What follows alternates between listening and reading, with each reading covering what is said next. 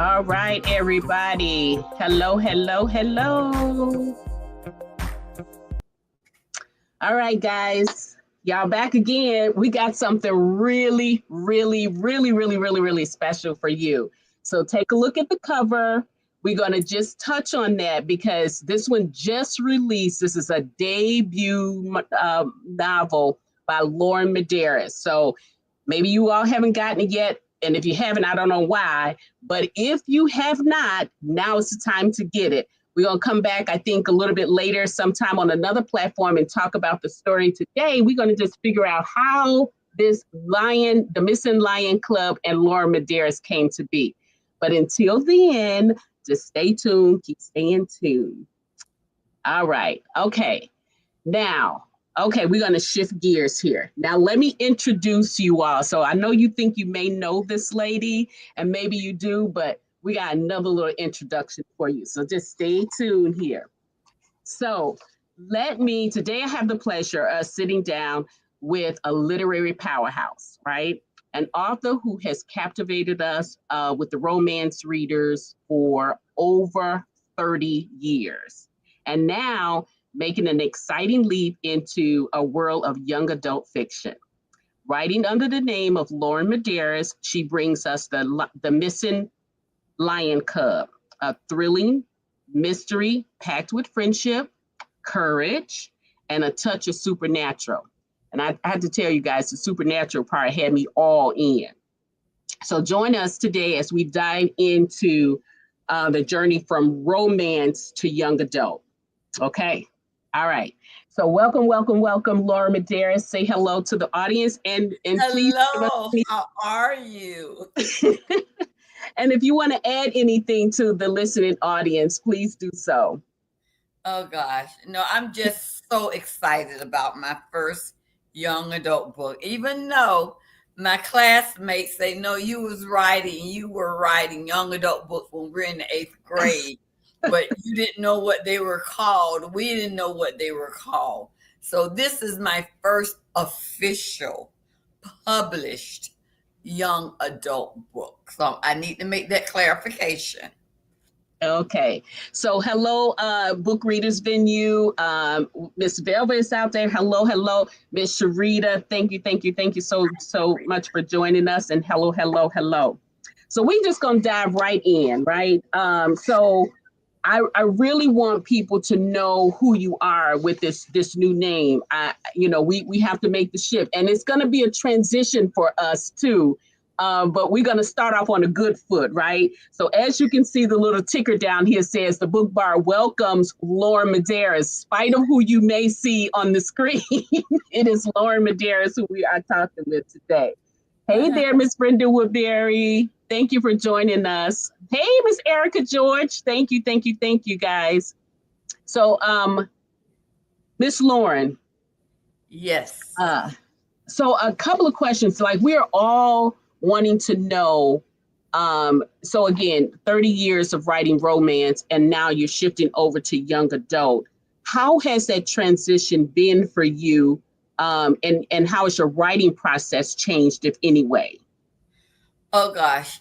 It was easy. And the reason is because I'm writing about a family that I love and adore. I think if it would have been anyone else other than one of my families, if someone say write a young adult just out of the clear blue based on any other family, it may have been a challenge. Okay. But it was the Madaris family. And Okay. they are near and dear to my heart. So I knew what I wanted to write from the day that young lady was born. And I announced her birth in my book. I knew that she would be her daddy's child and her mother's child. But the timing at the time, and really I pitched the idea to Harlequin back in 2000 and I think 7 or 8. So it's been a while. And at the time they were interested because Beverly, my good friend Beverly Jenkins, had written a book called Belle, and they wanted a book under their Kamani Press line that was young adults. So I said, okay, this is what I've been thinking about. But I'm gonna have to age her because the girl was AC was just like 2 years old at that point. And so they Mm-hmm. said, that's fine. We could do it. But when I thought about it, the timing wasn't right because I didn't foresee everything that I knew now.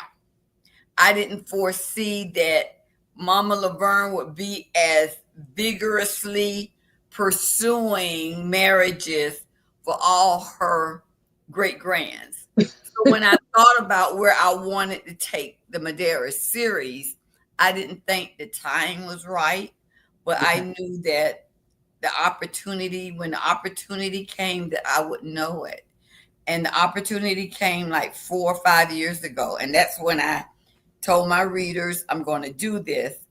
But I had contracts to fill, books to write that I was contracted to write. So I had to go on the back burner. So now I still have contracts. Don't get me wrong. But now I have a little free time. So that's why I decided to do it. Now it's the time to do it. Oh, well, I have to say your free time has been used very wisely. Now, a few weeks ago, we were celebrating your 30 years of being an writing, and you also 150th book that you released, Right. which was also a Madaris. Now, was it by design that we're still in that 30-year anniversary and you have now switched over to a new name and you're also writing something that is also close to the Madaris family? So was that by design? It was by design. The Madaris family is, like I say, near and dear to my heart. My first book was a Madaris book, my 50th book, I think my 75th book, and of course my 100th book was a Madaris book. And I knew I didn't celebrate the 125th, but I said my 150th would be a Madaris book. So I basically held other books back in the count. I said, okay, if I write this book, that'll make the Madaris book number 153, and that won't work. So I deliberately held the book back from being written so I could make that book the 150th book, Spilling the Tea. I also knew during my 30th year, I wanted to expand my horizon. And Okay. I wanted to do something. I'm a romance author. Nothing's going to change. I love romance. That's near and dear to my heart. I'm romantic. I believe in romance. But I wanted to do something different. And Yeah. so I thought a young adult book, which I felt would be fairly easy. It wasn't as easy as I thought, but I thought it would be fairly easy to switch gears and do it. Switching gears wasn't hard. What was hard is that I don't have any young teenagers around me. So I was calling my little young cousins and say, okay, is this a corny idea? If I was to say this, because I didn't know their lingo, because, I have 2 adult sons, and even my editor, when she read the book, she said, Brenda, these kids talk like adults. I'm sending it back to you. Make them talk like kids, teenagers. Okay. So I had to get my little young cousins here and hold conversations with them. And they didn't even know why I was doing it, to see some of their slang, see how they act, some of their mannerism. Then I went back and rewrote some of the chapters. That was the only complicated part of this book. Okay. So, let's keep in line with that. So, we and I do want to stay with the Lorren Madaris, but again, I think we can't really at this stage. We have to talk a little bit about Brenda Jackson and that too. So, Right. Given the fact that you now are, on this YA, in this YA bucket now, Okay. So what is your marketing like to target those young adults to read this? And I know when we talked back before, there were a lot of adults who were ready to take that train, with you. But even though, yes, we love it, but that's not really your target audience, right? Right. So what are you doing to grab that particular target audience after being with so many Oh adults? gosh. When I was writing the book, I started 3 focus groups: Okay. librarians, teachers, and young adults. I asked their opinion about the book covers, the subject matter, when the best time for the books to come out. Because the teachers, they were really good in letting me know, do not bring the book out during the school year, because kids have required reading. You don't want to get that interfered with a fun book. The Mhm. best time to bring it out around the holidays, which is the end of the year, when they're out for 2 to 3 weeks, some of them, or during the summer months. And so I took that in consideration. Then I Okay. had to switch gears on the cover, because the young people, like, that looked like something my mama would read. I don't want to read that book with that lady on the cover. I said, Mhm. that's not a lady, that's a teenager. But they said, we want something that does not look real, not photogenic, like photographic. So then Okay. I had to switch gears and get a illustrated cover. So Okay. their Yep. information was very vital to me. And one of the things I didn't want was just a regular YA book, because it's going to be from 10 years to however. But my real targeted audience was going to be teenagers and those like 13, I'll say 13 to 17 or 18. Because remember, AC is 15 in the book, and Wolf is 17, and Glenn is 16. But Mhm. what I wanted was a fun book. My boys read Nancy Drew, so I wanted a black Nancy Drew, but I wanted something in the book other than the story. That's why I have word games in the back. I want to make it fun. You know me, I like to give stuff. I'm going to give out gifts and giveaways that pertains to the book. I'm looking at coloring books and puzzles and just characters from the book, Okay. stuffed animals. I'm looking at a lot of stuff. That's my marketing, but reaching the young people that I need to reach, Mhm. I know it's going to be a challenge. That's why I'm depending on the parents, the aunties, the uncles, the grandparents to push the book out there, Mhm. because I don't, the kids are everywhere. They're in the video games. I want them to start reading more. The librarians want them to start reading more. So the Okay. best thing is I have enough adult readers to get things started. Spread the word. And if their kids go to school or share with someone, my grandmama bought me this book and it's so much good, it's fun. The word was spread. And I think I want my adult, in order to have more of these books, I have to have a buying audience. Yeah. So, Yeah.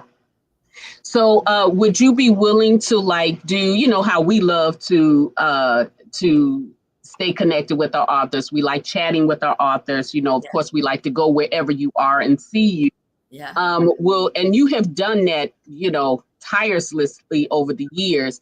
Are you going to also be doing that to promote this books, so that you can touch some of the young people and talk to them?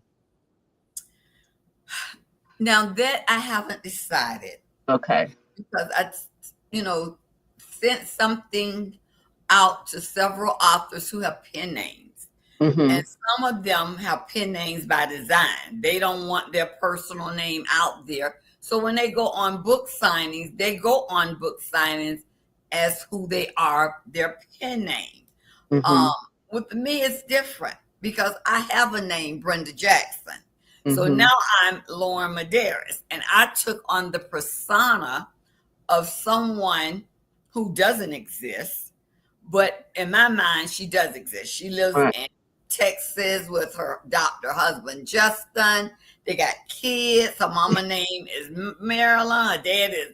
So we know, I mean, you know, her in-laws are that, you know. Mm-hmm. Those are her in-laws. She was raised by, you know, in a foster home and all of that, Mama Nora. But I need to know, the readers need to know Lorren Madaris, not Right. Brenda Jackson. Mm-hmm. I don't want to go to a book signing and some little kid say, wait a minute, you're that lady. You're that lady on the cover of my grandmama book. I've seen your picture before. So in order to avoid that, I'm only going to do few book signings. I do have a book signing scheduled for June 7th Okay. here locally in Jacksonville, but I figured it's just going to be adults that bring, not even bring their kid, just going to come out to buy the book. But if the kids come out, then I will become Lorren. And the first time somebody say, "Hey, Brenda Jackson," I'm say, "Hey, Right. that," or Yeah. so. I Yeah, have and that's kind of funny because, you know, talking to you, like I said earlier, it's gonna, even for us, it's gonna take a minute for us to get used to, you know, saying that Lorren Madaris name, just, you know, just when we see you. So it's gonna be like, okay, what kind of event are we at? And then we're gonna say, okay, it's gotta be so sort of like me. Because I go up under midnight, but that's not my government name. But like sometimes, you know, I have to catch people like, no, it's midnight. So and me too, I have to use it, and I use it even in my personal life too. I use the name. So yeah. yeah, so it's gonna take us a minute to get, you It's know, going to take a yeah, minute. Yeah. yeah. And if my son, I don't know whether you remember Tonight and Forever. Lorren, when Mm-hmm. Justin met Lorren, she was already a children's author. So that's one of the reasons that I select. I say, this is perfect. She's already writing children's stories for little kids. She had the Kente Kids stories. Yeah, I remember And I that. had always was going to make the Kente Kids dolls, the Kente Kids this and that. And I even trademarked it and copyrighted all of that with the intent of doing. And this was when it first came out in 1995, when I talked about the Kente Kids. My son, his push was, Mom, how are you going to write young adults and you never wrote the Kente Kids stuff yet? He's still waiting on. He's still waiting on the Kente Kids stuff. Well, it looks like somebody else. Yeah, I'm like, well, the Kente Kids, you know, he said they even had a television show and you never, you know, just expanded on that. I'm like, that's what made Lorren Madaris popular. So Mm-hmm. in my bio, I brought up the Kente Kids again. Mm-hmm. And, you know, maybe soon, one day, I will write the Kente Kids books. But right now, I've gone to the young adults books. Yeah. Yeah. Okay, so now, okay, so there are a couple subject matters in the book. They're all fun, but so you got an investigator, which is AC, who is pretty much, that's in her DNA because her mother and her father, that's what they do, right? Mhm. Then you have Wolf, and these are your main characters. And before I tell all the rest of this, these main characters that you introduce us to, are these characters going to be throughout the book? I guess, and I may be asking you this prematurely because are you planning on expanding this? Yes. I I guess plan, in fact, book 2 comes out around this time next year. If everything works out okay, books 2, in fact, I hope to have 2 books out next year. I hope to have one out during the summer, like I'm doing now, come out right before Mother's Day, and then another book out during Christmas. So I want to give, you know, everybody a chance to do a Christmas book. So yes, it is a series. Right now, it's only 6 books in a series. Wolf Okay. is in his last year of school. Okay. I want him to always be a part of the group. Okay. So that means that everything has to happen while he is in his senior year. She is, he won't age, she will, because her birthday is in April. I'm starting the book out where it's like in September, the first school year of his senior year. So every book, every case is going to be like every other month they got a case. So if I have 6 cases, that means that all of this happened during his senior year. But then that's how Nancy drew. I mean, how many books did she have? And Nancy didn't age at all. Then she started aging, so yeah. So that's how I'm looking at it. Okay, so given those characters, we have AC. Obviously, she's the investigator, and that's her thing. Then you got Wolf Sinclair, and he brings us a mystical element of it, and we won't go into detail. You got to read the book, and then we have what? Oh my goodness, what is his name? Nick. We have Nick. Glenn. Nick. What is the last name? Say the last name for me. Chanel. Okay. So we have Glenn, and he brings us the technical piece of it, and then we even have like a Cherokee Wolf in there. Yeah. So in the book, you bring up the subject matter of DNA experiments. We'll just say that. So reading that I don't skip a beat with that, because that to me is a real adult kind of thing. Right. But you bring it and you wrote it in such a way that it can be experienced and understood with adults and with children. Right. So how did you make that subject matter light enough for the children, but then also real enough for the adults that could understand that? And why did you choose that particular subject matter? Wow, because that is one type book I have never read. I've never read a book about shape-shifting. I have them on my Kindle, but I just, because I support authors who did write them. But I never, like Leslie Estelle, who, Leslie Estelle was a good friend of mine. Anytime Leslie wrote a book about the vampires and all of that, I would download it, and it's on my Kindle now. But I just never read it because that subject matter always was scary to me. It wasn't that it was too dark, but it was just scary to me. So it took me a while to decide about shape shifting. And one way I decided was when I did the research on the Cherokee Indians. And found out, oh, wow, that's part of what they believe in shape shifting.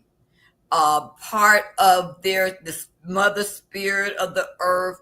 They could go from a human to not only an animal, but like a rock or this or that. Native American Indians had a lot of beliefs and stuff. And so just getting into that, because I did all my reading before I even started the book, I said, okay, this would be something to explore. Then, because I didn't know about shape shifting, I called a good author friend of mine, AC author. And because AC writes about shape shifting, I say, tell me about it. And one Saturday afternoon, while I drank my wine, she explained shape shifting to me and what the concept was, but I knew I would make mine different. So if I decide to do it, it would be a little different, but in keeping in the realm what it's about. So that's why the DNA, and then I did research on DNA. And so, all of that, and my brain went to work. I said, okay, this is what I want to write about. And yeah. Okay. All right. So we don't want to go too deep because, again, we want to give them something to latch on to. So, okay. So now I asked this question before, but I kind of want you to kind of go into detail and tell us how you're doing this. So your younger audience, you're writing for a younger audience now. Yeah. And so, so you for so long have been writing for adults. Yeah. So when you're writing, and you have to do research. I know that, but when you're writing, what are you changing, if anything? So, how do you write now? What's your process for writing now? And did it change for the young adult? Writing now, I want to give them fact. It's for entertainment purposes still. It's to Mhm. entertain them. But I want it to be a little bit of truth in there. That's why in the back of the book, I'm giving them research information. I call my friend Beverly Jenkins, and because Beverly always give you information on her historical data, where she got this information, and sometimes suggest books you should read if you want more information on Okay. the Yeah. subject Yeah. matter. Mm-hmm. So I've done that in the book. I've done that when I read my book on Cherokee Nation. I read the book on wolves. I didn't include the information I read on DNA studies because Mm-hmm. I didn't want to overwhelm their brain with some of Yeah. the things Yeah. I found out. So I was selective in what I put in the back to as suggestive reading for them. So Okay. that's one of the things I'm doing differently, is doing that with my readers. Yeah. And I think that's good too, because I think you mentioned Beverly Jenkins. I think when, even as an adult, reading those historicals, and she puts all of that information back in there. I mean, it's educational. Very. So, normally it's almost like reading the Bible. You read a scripture and you get one view, but then you got to go to another one to read the other one for you to get the full story. So I do like that you have done that. And I also like the fact that, because sometimes it's hard to get children or young adults to read because there are so many other things that they can be doing Out. right Yeah. now. But the fact that you have made it with the games in the back of the book, you know what I mean? Even, just anything, to get them reading. So I do love your entire setup and how you are presenting this through it. And not only that, it is a really, really great story. Really, really great story. Thank you. Thank you. And like I said, I'm depending my adult readers who know me as Brenda Jackson. Hmm. They know, and I want them to trust me with their grandkids, their nieces and nephews. And that's why I tell them, y'all read the book first and Hmm. see whether or not it's okay. Because I do bring some of the fathers in, some of the godfathers of the kids in. And I Hmm. want to make sure that that's not too much for the kids to handle Sir Drake, Right, because right. my readers know Sir Drake. But is it okay? But the way I hope I brought him in would be okay. But I want the adults to read the book. And again, it's the adults that know me, that know the story way I write a story. Not as Brenda Jackson, okay? Hmm. But even though I have to say, if my adults read Spilling the Tea, Mama Laverne has pretty much predicted some things, but we don't go there in the book, not yet. But eventually things will pan out because it is a young adult book, but it's not going to be anything I hit my kids over the head with now. Right now, it's just an action, mystical type of mystery novel that she get a case and she solves it. Yeah. With her team. Yeah. Now here is Shay Baby is saying that the audio is coming soon. I'm absolutely looking forward Yep. to The audio hearing coming this on soon. audio. Yeah. So do we have a timeline for that? And if you can say it, that's, and if you can't say that's Yeah, that's I'm hoping it'll be within a week that you get the audio by Ron Butler. Shouldn't oh, be no more than a week, no more than 10 days. I'm hoping. It's already before Amazon because Audible is doing it. okay, They okay. we had to correct something with the cover because they have to put their own little tag on it that it's an audio only book. Mm-hmm. So basically, once we get all of that, get it back to them, then hopefully we can get the book approved and it will be out there. It was our plan for all three to be presented at the same time. but Mm-hmm. it didn't work out that way. This book is self-published. I'm doing it under my own publishing company. I'm working with Ron Butler directly. And so it's taking time for everything to get together. So we're learning. It's a learning process Oh, for us. sure. You know, we're along for the ride there Oh, anyways. yeah. And Ron is so good. There was never any doubt in my mind that he could go from reading my adult books to reading the children's story. And he does a wonderful job in doing that. Okay. So in the book too, you mentioned you bring the fathers in. So you bring the fathers in. But what I noticed in reading that, the mothers or the females who are usually there around for the kids and any step that they make or misstep that they make, but you chose in this first story at least that the men were highlighted in here. Was that also by design, and why? It was also by design because I wanted the father figure in there to show how protected they are of their kids. And they are protective. Alex is protective of Alexandra Christina, AC. Ashton is protective of his triplets and his daughter. And then Nicholas, he doesn't know what Glenn, he doesn't know what Glenn is doing half the time. Glenn making atomic whatever. That he was funny, and I cannot wait to talk about that because his reaction to what he got a hold of was just, it was like, wow, you know what I mean? He just went way off. Like, wow, my kid did that, sort of thing. But if you read the parents' book, nothing about their offspring should be surprising. Surprising, right? If you know Ashton Sinclair, Ashton had mystical powers. Mm-hmm. So his son has mystical power, but his son, Ashton, finds out could do things that he couldn't do, Right.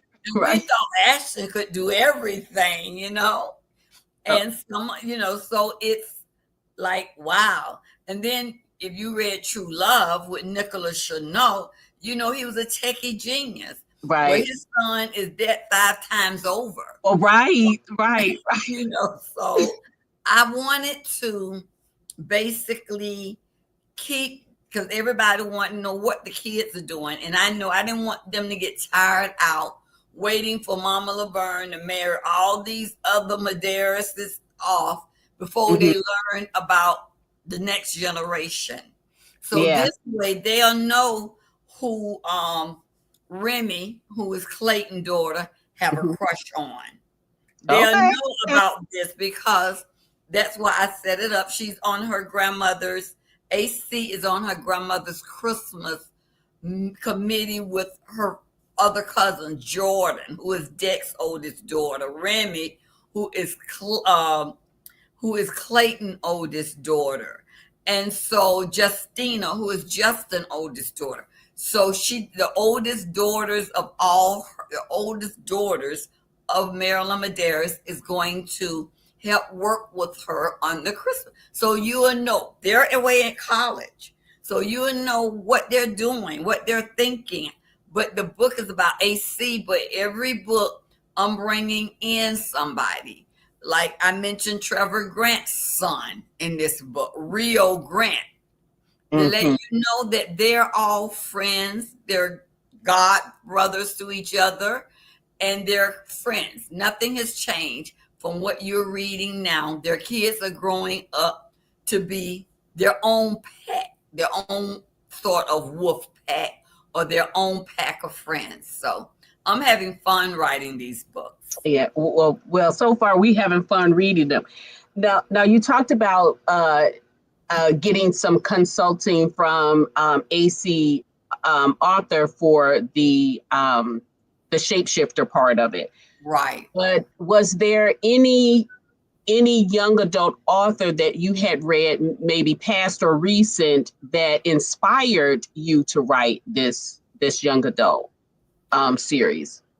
No, when I decided, like I said, when I decided to write it, I said, okay, who can I draw on? I knew I wanted her to be like Nancy Drew Okay. because I have a pack of Nancy Drew, a tub of Nancy Drew books. Not that I read them, but my kids Hmm. read Nancy Drew and the Hardy Boys. So I had my oldest son go up in the attic, get those Nancy Drew books out. They're next to your brother's funny, what you call comic books, that he Hmm. thinks gonna bring him money one day. All these old Marvel comic They books. might. Bring these tubs of books down. So he did. So I picked out a couple, and they were perfect for that time. Because when I read them, I'm like, oh gosh, I can remember of time when they would be perfect. If you give it to a child now, they're going to say, she didn't have a cell phone. What time was this? Nancy Drew didn't have a cell phone, So, but I remember of time we didn't have cell phones. But what I did when I read the story, I just read one or two books to see how her mind thought when she was putting stuff Yeah. together. But Hmm. then I knew mine had to be more advanced than that because of the time. We working with technology, but then things are still the same. Nancy Drew, I think people knew that she solved her cases. Her parents knew, I mean, not her parents, but whoever she was with knew she was out there. I wanted that totally different. I wanted mine done in secrecy. Okay. And, I wanted things different, not the same, but I wanted to see what I could draw on. So to answer your question, I read Nancy Drew, and then someone, a good friend of mine from work, gave me some of her kids' book, Ava and Carol. Oh, okay. Yeah, Okay. see what they were up to and doing. And I said, okay, this is cute. But that's, I want to again go in a different direction. So, because I wanted technological advancement of things that maybe not even out yet that I could think of in my mind, and stuff. Because remember, this book is beyond spilling the tea. In Hmm. spilling the tea, AC is only 9 years old.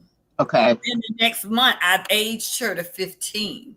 So Hmm. Mama Laverne is going to be 100 next year.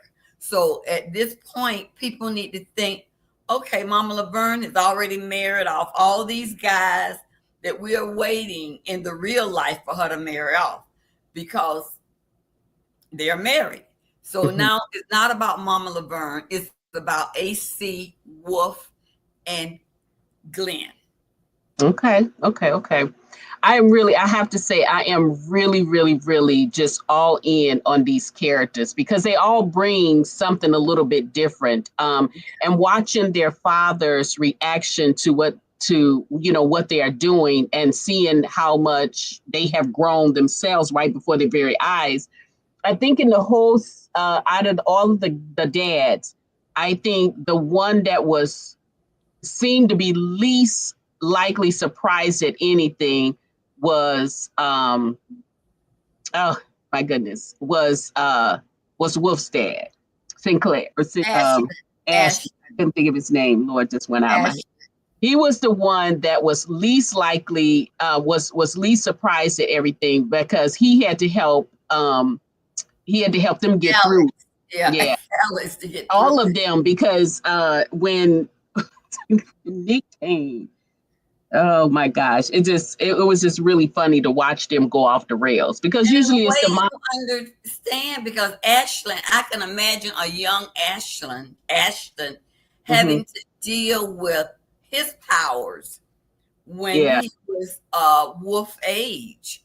Him knowing that these visions are going to come to me and how am I going to handle them? Because when I went back and did research on Ashton, he was being, so many times a year he stayed with his mom in the, in her world, the American world, and then so many times a year he stayed with his dad on the reservation, and the two Mhm. were warring. So he, had these two cultures he had to deal with. And I think that's why he wanted to be there with his son. A part of him knew that one or all of his siblings, offsprings, would have his powers. So how are you going to deal with that? And he was going to be there with them when they dealt with it, because the spirit of Mother Earth has revealed things to him. And when it reveals it to him, when he can share it, he does share it with who needs to know. And that's why he was more laid back, because that was him. Wolf was once him. Now, granted, Wolf is doing things that he never did. They're giving him the ability of more psychic or mystic powers, but he understood is getting Alex. Alex going to act like the father. This is my daughter, we're talking about. So that's Alex. And again, Nicholas is so out of it, that we got to educate Nicholas on what's going on, because Nicholas. But I don't think even that when they told Nicholas, the reaction that he has is like he cannot believe what they're saying. He cannot receive the words and what they're saying. And so he had to see for himself. And that was funny to me. But then Alex was like, they're dominant guys. Well, I think Ashton and Alex for sure are very dominant, right? And so Alex was like, how do you know this stuff? How do you know stuff about my own? I don't even know these things about my daughter. And you know more about my daughter. So because he has visions. And my reader, that's not because someone just put up there, Wolf is like his daddy. They got used to Ashton just showing up in the middle of Nellie's living room, bedroom, whatever, without bypassing doors and all of that alarm system. So, to know that his son can do that as well. Okay, he's just his dad's son, but it's harder. And I think Alex knows that. But it's harder when that's your daughter, Right. He said that. He did say that. But I remember reading about Ashton, and when he was like coming in and out of, just the things that he would say to Nellie, and just know all of these, inner thoughts that she had and all of that. I remember saying that I really wish you would explore more with that, like so we could see more of that come to life. Well, it didn't really happen. But still, it's still a great series there. But now to watch it with Wolf is just, it's 10 times better. So I'm kind of glad you waited. So now I can see it through him, and he's doing way more stuff. Plus, it's just cuter for him because they kids, right? Yeah. So I'm here all for it. Now, however, I am doing my part to bring on I got some little mini book buddies that I'm trying to get in that fold. I got one. So I'm looking for other ones too, because myself, I want to have the opportunity to sit down and have some conversations with, young adults too, when they read the book, because I want to see where their heads are at when they're reading the book, because you know what I mean? You can learn from them. So I am in for the whole long haul of that. Now, it's almost time for us to wrap up, but I want to make sure I ask this question. So if there's any, adults out there or any young adults that may be because I did share the link for them to watch this. So I'm trying to keep it clean. What is the message you want with the young adults besides just, we want you to read more? Oh God, that's one of the main messages, but enjoy what you're reading and open your mind to, it's only for entertainment purposes, but open your mind to other things other than, the video games and all of that to enjoy and get into the characters. I want AC, and I asked my sons, both of them, what drew you all to Nancy Drew? Well, granted, they came about in a time they didn't have video games. So that was the only thing they had to entertain them. But they said the mystery part of it, wondering what she's going to get into next and all of that. So that's what I'm trying to keep going. The mysteries. Already I'm working on what's going to be her next mystery to solve, because this one was a biggie in a way. It wasn't supposed to be this big, but when I started writing and my mind started expanding, I'm like, oh yeah, this is really going to be big. So I've revealed a lot about Wolf. I revealed a lot about Glenn, and I revealed a lot about AC. So it's like, how can they beat what they just did? But they're going to have to, Yeah. But you know what, though, speaking of video games, I'm around a lot of adults and younger kids who play video games religiously. And I used to think they were all bad, but too much of anything is not good. But I do know that, the hand and eye coordination is really dominant with those that play games. But I do know that they can almost take anything and make a video game out of it. Right. So you have in this book, so far you have the adventure element in it. So I can see that, if they can tear their hands away from a controller and pick up a book, I think that they will be more than satisfied with it, right? Right. Yeah. And I didn't want the book to be long where it take them 5 days to read it, because they're going to want to get back. And I'm okay. Glenn was on his gamer, he was the gamer.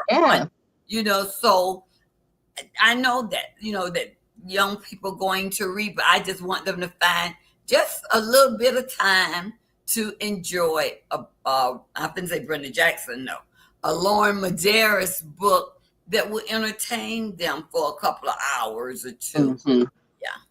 Yeah. And I think having the audio too might be a good resource for them, because picking up a book might just mean school to them. But if you get an audio book where you can really be listening and playing the game at the same time, we don't want them to do that, but because we want them to pay attention. But I think an audio for young adults might be a good resource or platform for them to start off with, And that's one thing I noticed when I did go back and look at the books for young adults. A lot of them did not have the audio to it. So I'm like, I want them to develop good listening skills where they can do things and listen to the book as well and get an enjoyment out of listening. So that's one reason I am adding the audio to it.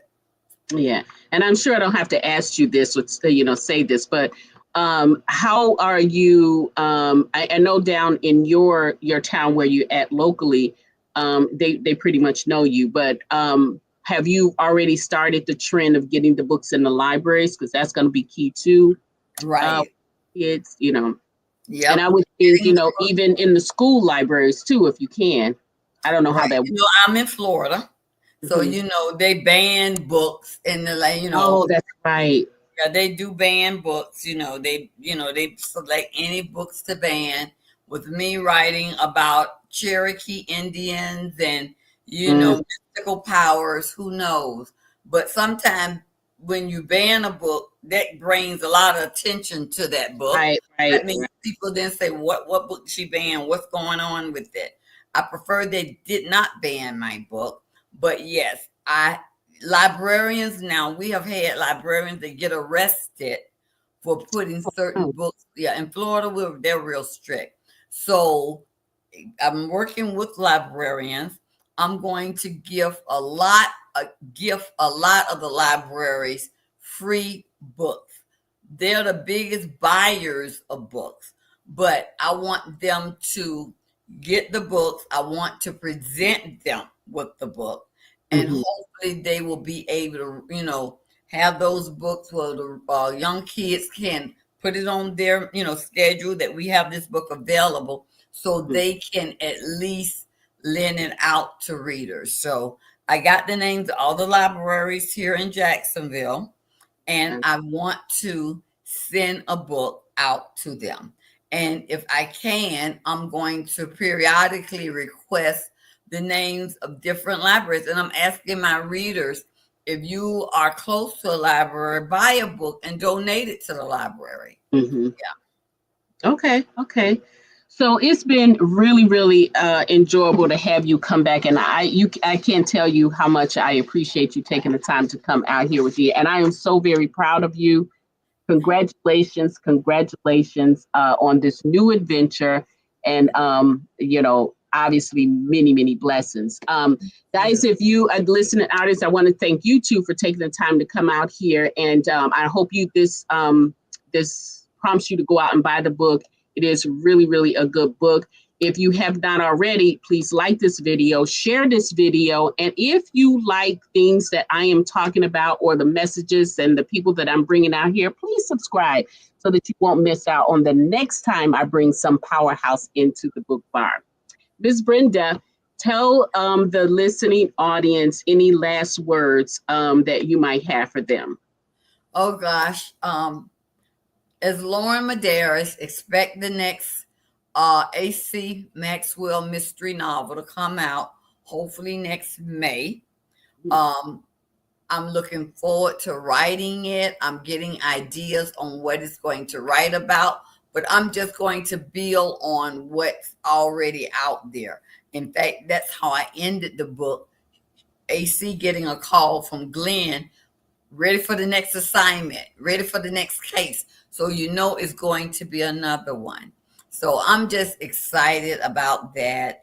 And then as Brenda Jackson, I have four new novels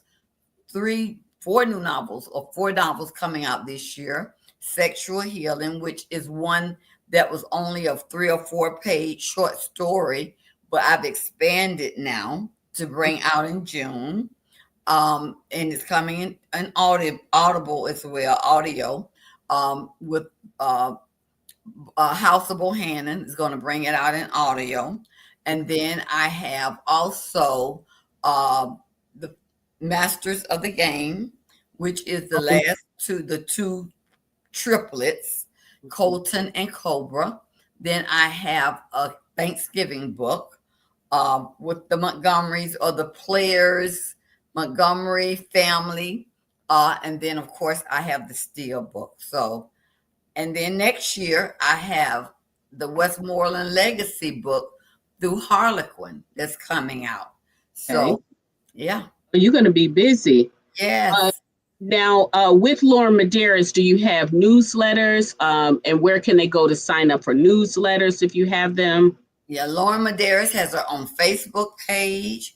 She has her own Instagram page. She's on Thread. She's on Twitter. She's on all the social media sites. She has her own website, lorrenmadaris.com. You could sign up to get giveaways. We're going to have a quarterly newsletter for Lorren Madaris. They're going to be giveaways for people. We're going to even add what we call a merchandise page. Some of the things the kids read about, we're going to give some away. Then others, you could buy them on her site. So we're going to have all of that. So I'm really, really excited about Lorren Madaris. She's all over the place. Yes. Okay. And so that website is www.Lorren, that's Lorren, Madaris, Madaris.com. Right. Yeah. Lorren Madaris is all one word. Yeah. Now on Facebook, it's author Lorren. If you go to Facebook, then put in author Lorren Madaris. The same thing with Instagram. And I have a young man that basically handling all the social media sites for Lorren Madaris. But it's going to be, again, up to the adults to push the books, give it to them, tell them to give it to their friends. I'm going to even run contests. How many friends have you turned on Lorren Madaris? You get a free giveaway or something like that. We need to push these books out there because I can't reach kids. I can go to the library. I can't go to the schools because school will be out during the summer. but we want the kids to have books to read over the summer. And it's the adults, it's the grandparents, it's the aunts, the uncles that we need to push these wholesome books with. Okay, well, you got some work to do now here. Let's make sure that AC is getting all the credit for all of these mysteries she's going to be solving. This first one is the missing lion cub, and I'm telling you, you're going to absolutely love it. I am not a young adult, but I loved it just the same. I feel like this book is for anybody, for any age. If you were a Percy Jackson fan or a Nancy Drew fan, you're going to love Lorren Madaris, AC Arthur Maxwell series. Okay, well, guys, you have your assignment. Ms. Lorren Madaris, thank you so much for sharing your time with us and giving us some behind the scenes things about the Missing Lion Club and becoming Lorren Madaris. You've done an excellent job with transitioning into the young adult series, and we just excited about following you through this journey. So it's clear that whether you're a romance writer or you're a mystery writer, you can bring it. So keep up the good work, and we're here for it. Thank you. All right, so thanks everybody. Bye for now, and make sure you pull up those cousins, those nieces, those nephews, grandchildren, and all, and turn them on to Lorren Madaris. And the first one is going to be the Missing Lion Cub. So y'all got your assignment. Go out and get it now. So we'll talk to you soon. Bye for now.